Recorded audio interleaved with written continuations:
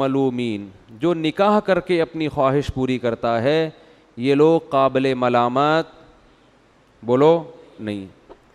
تو ہمارے ہاں دو قسم کے فنٹر مارکیٹ میں پائے جاتے ہیں.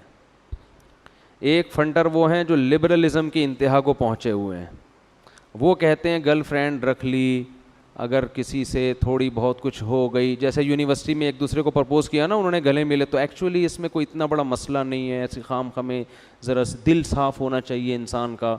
یہ بھی فنٹر گیری میں ٹاپ پہ پہنچے ہوئے ہیں.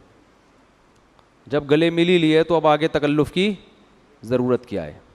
یہ تو گلے تو شادی اسی لیے تو کی جاتی ہے کہ انسان اس کے قریب جا سکے. جب گرل فرینڈ کے اتنا قریب پہنچ ہی گئے اور گورے اور آگے نکل گئے, وہ اتنے ایڈوانس ہو گئے, ان کے ہاں بچے پہلے پیدا ہو رہے ہیں, شادیاں بعد میں ہو رہی ہیں, تو وہ انڈرسٹینڈنگ کے چکر میں نا, تو یہ بھی فنٹر ہیں.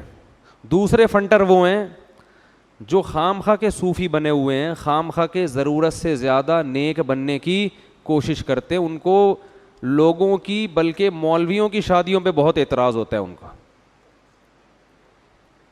کیونکہ اس فیلڈ میں زیادہ آگے کون ہے, مولانا ٹائپ کے لوگ ہی ہیں. عام لوگ تو ڈر رہے ہوتے ہیں نا, وہ تو شادی بھی لیٹ کرتے ہیں, پھر کرتے بھی ایک ہے. تو اللہ نے بیوی کے ذریعے, چاہے پہلی بیوی ہو, دوسری ہو, تیسری ہو, چوتھی ہو, جب تک وہ بیوی میں کی فہرست میں پانچویں پھر بیوی نہیں ہو سکتی, اس سے نکاح ہوتا ہی نہیں ہے اسلام میں. سمجھتے ہو کہ نہیں سمجھتے؟ وہ بیوی کے لفظ اس پہ صادق ہی نہیں آتا نا. جیسے کوئی عورت عدت میں ہو اور وہ کہیں اور شادی کر لے, ایسے بھی کیسز آ رہے ہیں. طلاق ہوئی, ابھی عدت پوری نہیں ہوئی ہے, کہیں اور شادی کر لی, تو جہاں وہ شادی کرے گی تو وہ شادی اسلام میں منعقد ہی نہیں ہوگی, تو وہ اس کی بیوی بنے گی ہی نہیں, زنا ہی ہوگا وہ. تو اسلام نے بھی کچھ شرطیں بتائی ہیں نا, تو 4 اگر کسی کی موجود ہیں تو وہ 5ویں کرے گا تو وہ 5ویں ہوگی نہیں, وہ بیوی کہلائے گی نہیں.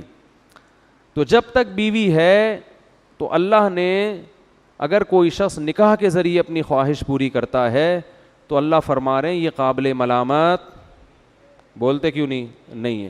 تو اس معاملے میں بھی فنٹر بننے کی کوشش نہ کیا, خود سے فیصلہ نہ کیا کریں, ابے وہ یہ کیا کر رہا ہے, ابے اس کو دیکھو کیا ہو گیا. اچھا, اس میں بھی بہت سے, جلدی سے یہ کر کے, میرا آج یہ ٹاپک نہیں ہے, بہت اہم مضامین ہے آگے. ایک فنٹر گیری اس میں یہ بھی ہوتی ہے کہ چلو بیوی کرنی تھی تو خوبصورت لڑکی کیوں تلاش کی ہے. اس پہ بھی لوگوں کو کیا ہوتا ہے, پیٹ میں مروڑ, کہ چلو کسی نے شادی کرنی ہی تھی تو خوبصورت سے, کم عمر سے کیوں کی.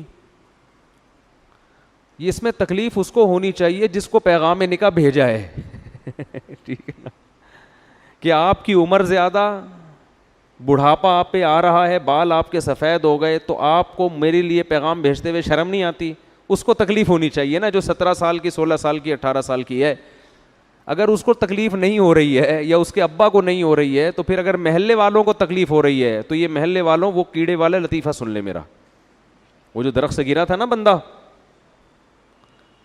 سمجھ میں آ رہی ہے بات, یہ درخت سے گرنا تھا.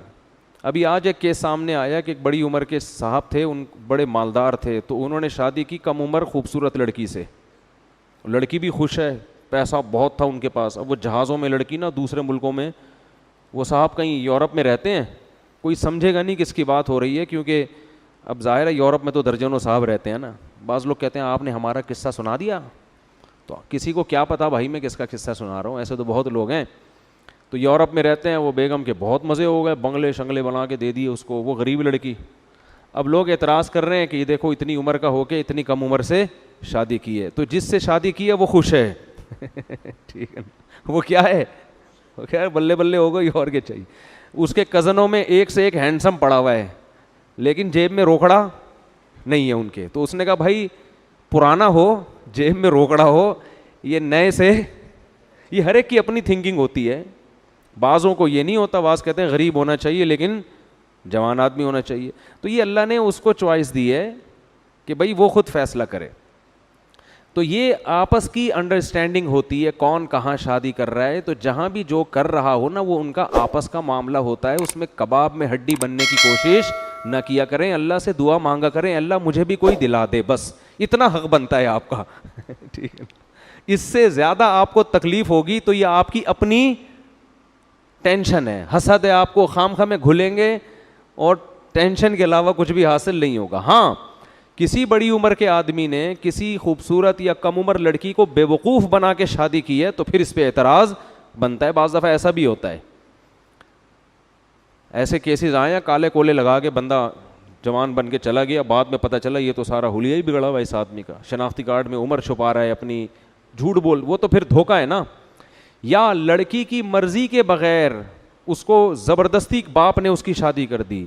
بعض علاقوں میں ایسا ہوتا ہے کہ لڑکی کم عمر ہوتی ہے, باپ بڈھے لوگوں سے اپنی کم عمر بچی کی پیسوں کی لالچ میں شادی کر دیتا ہے, تو یہ بھی حرام ہے, ناجائز ہے. سمجھتے ہو؟ تو اس پہ آواز اٹھنی چاہیے. لیکن اگر ایسا نہیں ہے تو پھر جو جہاں کر رہا ہے بھائی یہ ان کا آپس کا ہیڈ ایک ہے, کیونکہ اللہ نے فرمایا کہ جو اپنی زوجہ کے ذریعے خواہش پوری کرتے ہیں یہ قابل ملامت نہیں ہے. ایک بات. دوسری بات یہ, بلکہ تیسری بات, کہ نکاح کا بنیادی مقصد خواہش پوری کرنا نہیں ہوتا. جو عزت دار لوگ ہوتے ہیں نا ان کے نکاح کے دوسرے مقاصد زیادہ ہوتے ہیں. جیسے ہمارے نبی صلی اللہ علیہ وسلم نے جو نکاح کیا تو پہلی شادی حضرت خدیجہ سے کی, آپ کی ایج 25 سال اور حضرت خدیجہ کی ایج 40 سال, تو ظاہر ہے اس میں تو عیاشی تو پیش نظر معاذ اللہ ہو ہی نہیں سکتی. پھر آپ نے بہت ساری بیوہ عورتوں سے نکاح کیا. امی عائشہ سے نکاح کیوں کیا؟ وہ کم عمر تھیں. علماء کہتے ہیں پیغمبروں میں عورتوں میں کوئی پیغمبر نہیں آتا, تو ہمارے نبی چاہتے تھے کہ ایک ایسی کم عمر لڑکی سے نکاح ہو کہ آپ کے دنیا کے سے جانے کے بعد ان کی اتنی ایج ہو کہ وہ لوگوں کو علم سکھا سکیں, نبی کے سائے میں نہ پروان چڑھیں.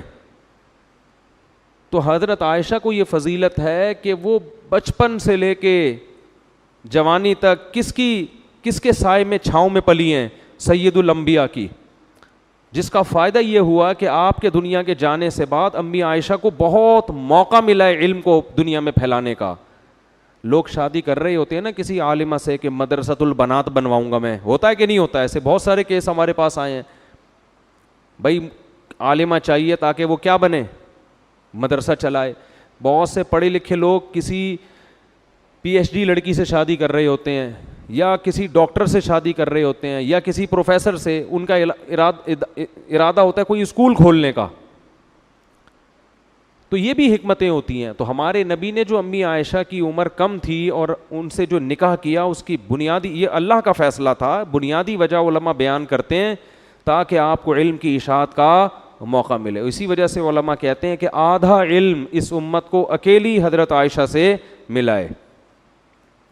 اور صحابہ کرام اپنے بچوں کو حضرت عائشہ کی بہن کا دودھ پلایا کرتے تھے تاکہ یہ بچے بڑے ہوں تو ان کا امی عائشہ سے پردہ نہ رہے اور علم سیکھنے میں کوئی رکاوٹ نہ ہو.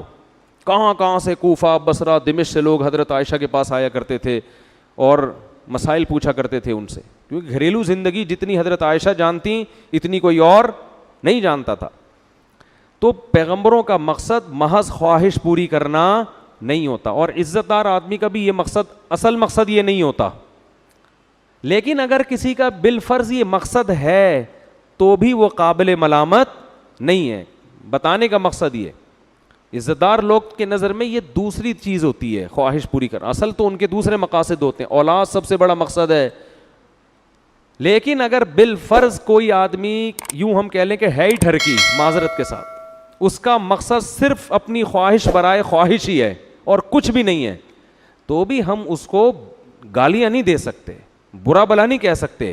یہ کہیں گے یار اپنا ذوق تھوڑا سا اونچا کرو, معیار تھوڑا اونچا کرو. نہیں آ رہی بات؟ جیسے کچھ لوگ کھانا کھاتے ہیں زندہ رہنے کے لیے, کچھ زبان کے چٹخاروں کے لیے کھا رہے ہوتے ہیں. تو جو چٹخارے کے لیے کھائے گا اس کو کوئی برا تھوڑی کہے گا اگر وہ اپنے پیسوں سے کھا رہا ہے.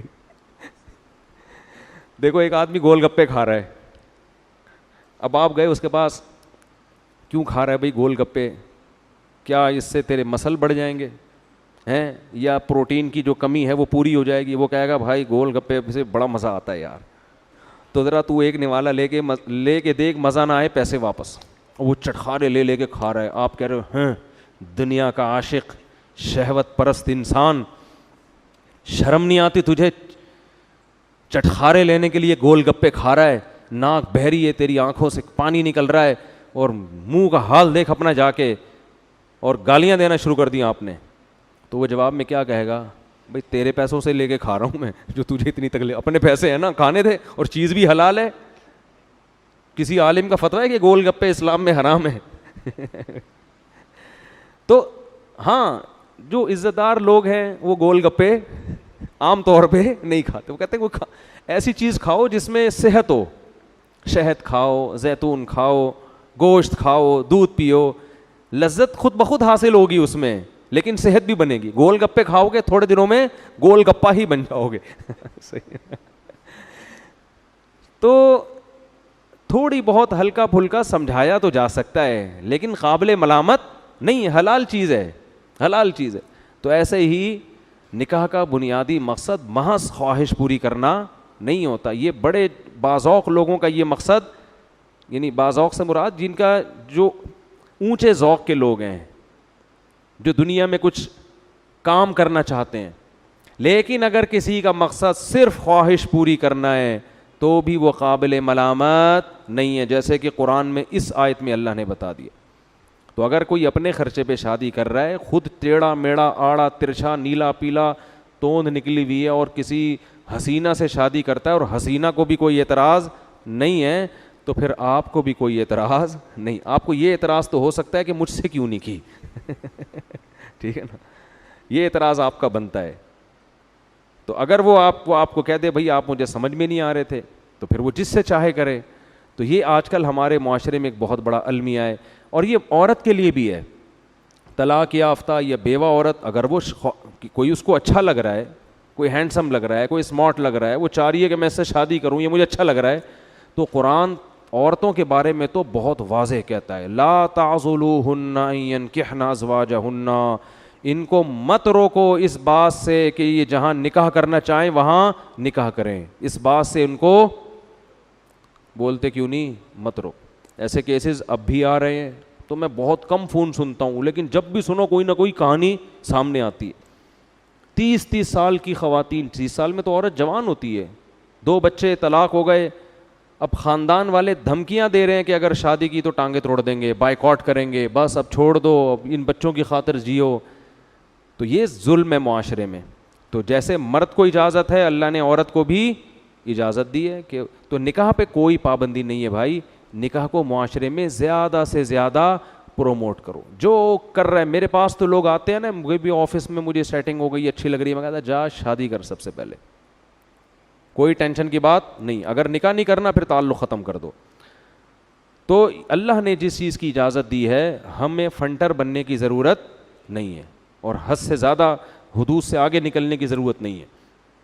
تو فرمایا فَإِنَّهُمْ غَيْرُ مَلُومِينَ، یہ لوگ قابل ملامت نہیں ہیں. فَمَنِ ابْتَغَىٰ وَرَاءَ ذَلِكَ، جو نکاح کے علاوہ کوئی اور راستہ تلاش کرے گا، فَأُولَٰئِكَ هُمُ الْعَادُونَ، یہ لوگ اللہ کی حدود سے تجاوز کرنے والے ہیں.